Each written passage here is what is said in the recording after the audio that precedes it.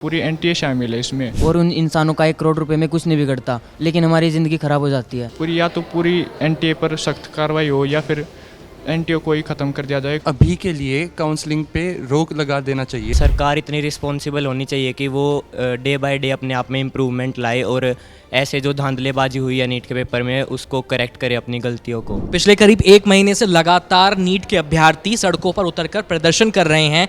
धूप में, सड़ी गर्मी में वो एनटीए के ऑफिस के बाहर खड़े हैं, उनके माता पिता खड़े हैं और वो यही मांग कर रहे हैं कि उनकी आवाज़ों को सुना जाए और नीट में जो धांधली हुई है इसकी वजह से नीट को कैंसिल करके दोबारा से नीट कराया जाए। और अब इन अभ्यर्थियों के साथ साथ अब विपक्षी पार्टियों के नेता भी सड़कों पर उतरकर सरकार से यही मांग कर रहे हैं कि इस मामले में जल्दी से जल्दी कोई कार्रवाई हो। लेकिन इस आनन फानन में जो प्रदर्शन चल रहे थे, इसी बीच सरकार ने एक चीटिंग को रोकने के लिए एक नया कानून पास कर दिया। इस लॉ के बारे में हमारे स्टूडेंट्स क्या सोचते हैं जो लगातार नीट की तैयारी कर रहे हैं, बार बार एग्जाम देते हैं और इस चीटिंग वाले इस पूरे मामले से वो परेशान हैं, उनका क्या सोचना है, चलिए उनसे बात करते हैं। ये जो लॉ रिलीज़ हुआ है नॉर्मलाइजेशन का, ये एक्चुअली 2018 में ऑनलाइन पेपर्स के लिए आया था कि अगर किसी को टाइम कम मिला है या नेटवर्क इशू हुआ है तो उस हिसाब से बच्चों को ग्रेस दी गई। लेकिन एनटीए ने इसको 2014 के नीट जो कि ऑफलाइन एग्ज़ाम है इसमें इम्प्लीमेंट कर रखा है। बच्चों को अनलीगलाइज ग्रेस दे रखी है क्योंकि इनका कहना है कि बच्चों को सेंटर पर टाइम कम मिला किसी भी इशू के कारण, तो जो इन्विजिलेटर था सेंटर पे उसको ये टाइम एक्सटेंड करना चाहिए था बजाय ग्रेस देने के। ऐसे और भी कई सारे बच्चे हैं जिनको टाइम कम मिला पर उनको ग्रेस नहीं दी गई, तो उन बच्चों का क्या? उन्हें भी तो ग्रेस मिलनी चाहिए। तो कहने का मतलब ये है कि जो ग्रेस मार्क्स वाली जो एक तरकीब निकाली है एनटीए ने, 2018 में एक नोटिफिकेशन उन्होंने जारी किया था, लेकिन एनटीए ने ये ना ही अपने बुलेटिन में ना ही एडमिट कार्ड के बाद जो इंस्ट्रक्शंस दिए होते हैं उसमें कहीं नहीं ये लिखा गया था कि अगर पेपर लेट मिलता है या पेपर में कुछ गड़बड़ी होती है तो वो ग्रेस मार्क्स ऑफर करेंगे। यानी 2018 का एक रूल जिसके बारे में बच्चों को पता ही नहीं है, वो लगातार मेहनत कर रहे हैं यही सोच करके कि अगर कहीं गड़बड़ी होगी तो एक्स्ट्रा टाइम मिलेगा, और अचानक से जो है एनटीए केवल उन्हीं बच्चों को ये ग्रेस मार्क्स देते हैं जो ये बताते हैं कि उनके सेंटरों पर टाइम उन्हें पेपर देर से मिला। लेकिन जिन बच्चों ने ये रिपोर्ट नहीं कर पाए क्योंकि उन्हें पता ही नहीं था कि अगर पेपर लेट मिला है तो एनटीए को मेल लिखना होता है, तो उन्हें ग्रेस मार्क मिला ही नहीं। यानी ये जो ग्रेस मार्क वाला जो एक पूरा का पूरा जो सिस्टम है वो अपने आप में ही बहुत ज़्यादा फ्लॉड है, ऐसा नीट के अभ्यर्थियों का कहना है। तो आज जो ये एक एंटी पेपर लीक लॉ जो रिलीज़ हुआ है जिसके तहत 1 करोड़ का जुर्माना और 3 से 10 साल तक की सज़ा होनी है, इसके बारे में हमारे स्टूडेंट्स क्या सोचते हैं, चलिए उनसे बात करते हैं। आपका नाम? मेरा नाम आदित्य फोगाट है। जो चीटिंग करेंगे या जिस सेंटर पे जो लोग पेपर लीक करवाएंगे या जो भी इसमें शामिल होगा उसको जेल होगी, तो इसमें आपको लगता है कि इस लॉ के आने के बाद से पेपर लीक की जो घटनाएं हैं वो कम हो जाएगी? मेरे को लगता है ये घटनाएं कम हो जानी चाहिए क्योंकि सरकार इतनी रिस्पॉन्सिबल होनी चाहिए कि वो डे बाय डे अपने आप में इम्प्रूवमेंट लाए और ऐसे जो धांधलेबाजी हुई है नीट के पेपर में उसको करेक्ट करे अपनी गलतियों को। तो लेकिन एक सवाल ये भी उठता है कि लॉ तो बहुत सारे हैं, तमाम तरह के लॉ हैं, काफ़ी सारे करप्शन को रोकने के भी लॉ है, लेकिन इसका मतलब ये तो नहीं है कि वो चीज़ें रुक जाती हैं। और इसमें हमने जितना अभी कुछ जो हमने पढ़ा है इस लॉ के बारे में उसमें ये तो नहीं लिखा है कि इसकी जो जांच है अगर पेपर लीक होता है तो कब तक चलेगी। तो क्या इससे फिर स्टूडेंट्स की जो उस बैच के स्टूडेंट हैं जिसके उसमें पेपर लीक हुआ है, क्या उनका भविष्य खतरे में पड़ सकता है? आपका ऐसा कुछ मानना है?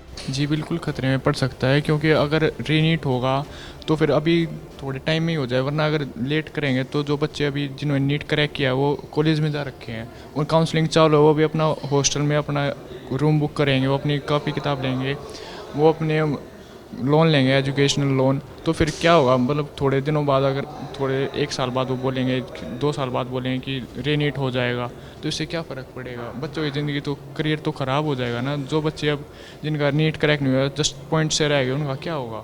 अगर रीनीट अभी हो जाए थोड़े दिनों में तो अच्छा रहेगा, क्योंकि वो बच्चे अभी प्रिपेयर्ड हैं, वो बच्चे दोबारा इतनी मेहनत नहीं कर पाएंगे, 1 साल वेट नहीं कर पाएंगे, क्योंकि यार उनका भी कुछ होता है, अंदर से भी विश्वास नहीं जाता कि अब दोबारा करेंगे, दोबारा प्रैक्टिस करेंगे, घर वाले क्या कहेंगे, समाज क्या कहेगा, तो वो नहीं चाहते।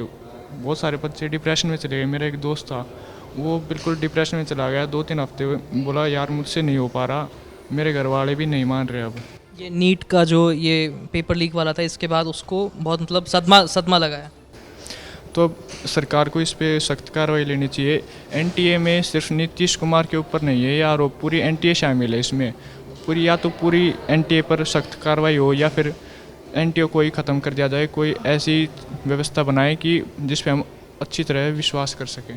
तो कहने का मतलब ये है कि लगातार ये जो पेपर लीक हो रहे हैं, क्योंकि नीट जो है ये हमारे फ्यूचर डॉक्टर्स इससे सेलेक्ट होते हैं, ट्रेनिंग लेते हैं, तो स्टूडेंट्स का इस पर से विश्वास ख़त्म हो गया है, या फिर एनटीए को कुछ अपने रूल्स कड़े करने चाहिए ताकि स्टूडेंट्स इसमें वापस से विश्वास कर पाएँ?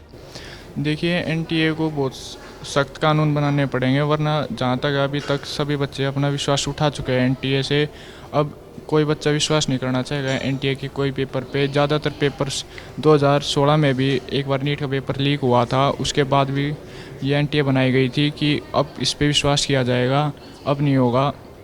पेपर लीक पर ये कहाँ रुके, बिल्कुल अब भी पेपर लीक हुआ है, अब भी ग्रेस मार्क्स दिए गए हैं। अब हमसे तो पहले ऐसे नहीं बताया गया था कि ग्रेस मार्क्स ही मिलते हैं, लॉ ऑफ नॉर्मलाइजेशन, ये तो ऐसे लो तो हर बार पास होते हैं, पर ऐसे बताएगा कौन? ना ही हमें कोई उसकी वेबसाइट पे ये बोला गया ऑफिशियली कि इस बेसिस पे ग्रेस मिलेंगे, इन बच्चों को ग्रेस मिलेंगे। उन्होंने बस आंकड़ा बता दिया 1563 बच्चों को ग्रेस मिलेंगे। कैसे मिलेंगे, कौन से बेसिस पे मिले थे, हमें क्या पता वो 1563 ही बच्चे हैं या ज़्यादा हैं या कम है, क्या करें अब हम? हमारा करियर तो खतरे में है।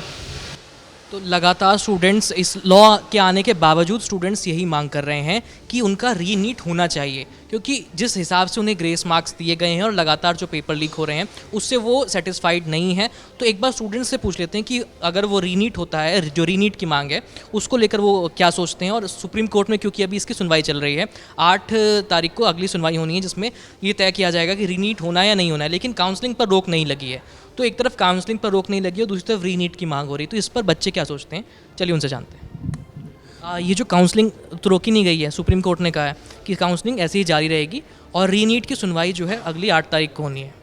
तो इस पर आप क्या सोचते हैं? सर मेरा ये मानना है, अगर काउंसलिंग को कंटिन्यू रखेंगे और अगर मतलब कुछ बच्चों को कॉलेज मिल भी गया और वो फाइनली अपना कॉलेज में एडमिशन ले लेते हैं और अपनी सारी फॉर्मेलिटीज़ कंप्लीट कर लेते हैं, और फिर उसके बाद अगर सुप्रीम कोर्ट ये आदेश निकालती है कि रीनीट होगा और नीट फिर से लिया जाएगा, तो उन बच्चों का क्या? उनके सारे पैसे, उनकी सारी मेहनत, वो सारी एक तरीके से वेस्ट हो जाएगी, सारी बर्बाद हो जाएगी। तो अभी के लिए काउंसलिंग पे रोक लगा देना चाहिए, क्योंकि 6 तारीख से ये माना जा रहा है कि काउंसलिंग को शुरू कर दिया जाएगा, और जो ये रूल है ये 8 तारीख को बनेगा, यानी कि काउंसलिंग शुरू हो चुकी होगी और कई बच्चे अपने फ्यूचर की तरफ बढ़ चुके होंगे। अगर नीट का ये काउंसलिंग अभी हो जाएगी तो फिर बच्चों का क्या होगा? जो बच्चे रह चुके हैं उनका क्या होगा, या फिर जिन्हें सही में कॉलेज मिलना चाहिए उनका क्या होगा? सुप्रीम कोर्ट इसके बारे में नहीं सोच रहा है। सुप्रीम कोर्ट ने कहा कि हाँ इस पे सुनवाई होगी और जल्द से जल्द होगी, पर कब होगी, कितनी देर में होगी, कैसे होगी, किस बेसिस पे होगी, अभी इस सब के बारे में कोई जानकारी सुप्रीम कोर्ट की तरफ से हमें नहीं दी गई है। और क्या इसके बारे में कुछ बताया गया है कि काउंसलिंग किस तारीख से शुरू हो रही है? क्योंकि 8 तारीख को तो सुप्रीम कोर्ट जो है हियरिंग करेगा रीनीट वाली पिटिशंस पे, तो आपको पता है कि काउंसलिंग कब से शुरू हो रही है? काउंसलिंग लगभग 4 या 5 तारीख से स्टार्ट होगी, तो फिर वो तो काफ़ी लेट हो जाएगा, तो फिर काउंसलिंग पे रोक लगानी चाहिए, यही एकमात्र साधन है। और यानी काउंसलिंग पहले शुरू हो रही है और सुप्रीम कोर्ट की हियरिंग उसके बाद होगी। और जैसे काउंसलिंग सपोज 5 तारीख से शुरू हो गई, तो जो स्टूडेंट, उसमें कितना टाइम लगता है कॉलेज अलॉटमेंट को लेकर के, या वो तुरंत के तुरंत हो जाता है? बच्चा अपने लगभग 1 महीने के अंदर बच्चा अपने रूम में सेटल हो जाता है, कॉलेज के लिए अपना एजुकेशनल लोन ले चुका होता है। लेकिन अगर रूल आया लेट और एजुकेशन लोन ले लिया तो उसको फिर लौटाना भी मुश्किल होता है, तो फिर काउंसलिंग पे रोक लगनी चाहिए। जिस हिसाब से जो नया आज लॉ निकला है, इसको लेकर आप लोग सेटिस्फाइड हैं कि ठीक है सरकार ने चीटिंग रोकने के लिए एक लॉ निकाल दिया है, तो क्या इससे मतलब थोड़ा सा राहत मिलेगी बच्चों पे जो प्रेशर हो रहा है पेपर लीक का, लगातार वो डीमोटिवेट हो रहे हैं, तो इसमें कुछ बदलाव आएगा? इसके बारे में क्या सोचते हैं आप? इसके बारे में सही सोचते हैं, लेकिन इस लॉ को बिल्कुल स्ट्रिक्ट कर देना चाहिए, लेकिन जो इसको चीटिंग करे उसको सख्त से सख्त सज़ा मिलनी चाहिए। लेकिन क्योंकि बच्चों का भविष्य बर्बाद हो जाता है और उन इंसानों का 1 करोड़ रुपए में कुछ नहीं बिगड़ता, लेकिन हमारी ज़िंदगी ख़राब हो जाती है। इस नए एंटी चीटिंग लॉ पर हमारे नीट के अभ्यर्थियों का क्या सोचना है? आपने उनकी बातों को सुना, आपने उनके विचारों को सुना, वो सुप्रीम कोर्ट से क्या चाहते हैं आपने ये बात भी सुनी। वैसे इस पूरे मामले पर, इस नए एंटी चीटिंग लॉ पर आपका क्या सोचना है, हमें कमेंट करके ज़रूर बताइए और देखते रहिए पिलाई। मेरा नाम है आयुष, कैमरामैन जसमीत के साथ। धन्यवाद।